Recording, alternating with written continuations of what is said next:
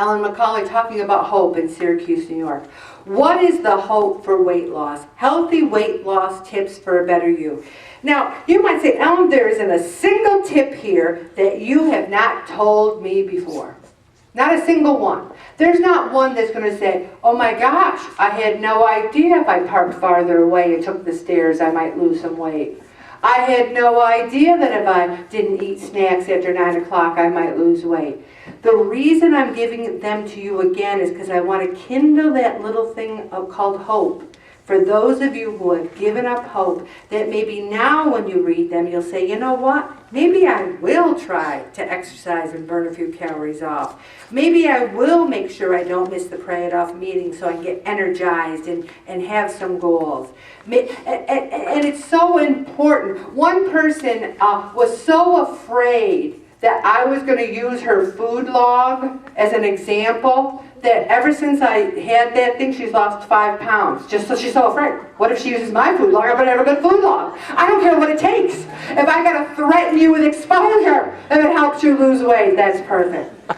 Track your goals. You gotta have goals. That's why I say to you, you weigh 190, how about 180? How about 179? I don't say how about 100? And I can't say enough about the fruits and veggies, but the thing you have to commit to is that if you can make a change for a lifetime. So many people are having coffee for breakfast, no protein at all. So many people are eating out 5, 6, 7 times a week. Eating out used to be a treat. Now it's a habit. If you say, well, I want to get together with my friends. How about, hey, why don't you come to my house? We'll make a salad. We'll talk. You can do that. You can say, well, I can eat a salad out too. But do ya? All right. Pay attention to your shopping list. Who here, I had them raise your hands last week and it was very bad. Who here made a plan and tried to work a plan this week as far as shopping and what you ate? Raise your hands.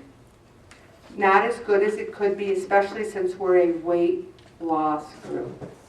So let's plan. If you do not plan what you're going to eat, you will eat whatever. You'll eat pizzas, you'll eat wings. Emotional eating. There's always going to be stress. There's always going to be issues, problems, anxiety. I can't take them away. God never promised He would take them away. He said He would be there. We need to move a little bit more. Even if I can't move my knee, I can move in other ways. There is no quick fix to losing weight.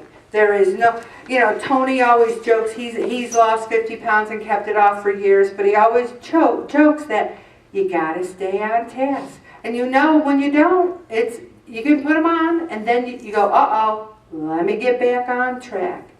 When you have a relapse though, maybe you've lost some weight, you're starting to gain it back, then you feel like you've lost hope. If you relapse and start taking part in overindulgent eating again, it's important not to lose hope. If you slip off your plan, do the best to pick up where you left off as soon as possible. Remember last week I said I was going to put in a recipe for lentil soup? I did. And you might say, how did you remember that? I watched my own blogs. I watched the blog and I said, well, next week I'll have a lentil soup recipe, and I knew to do it. This looks fabulous. Spinach and lentil soup. Try it. Also, I'm going to stop right there, Bob.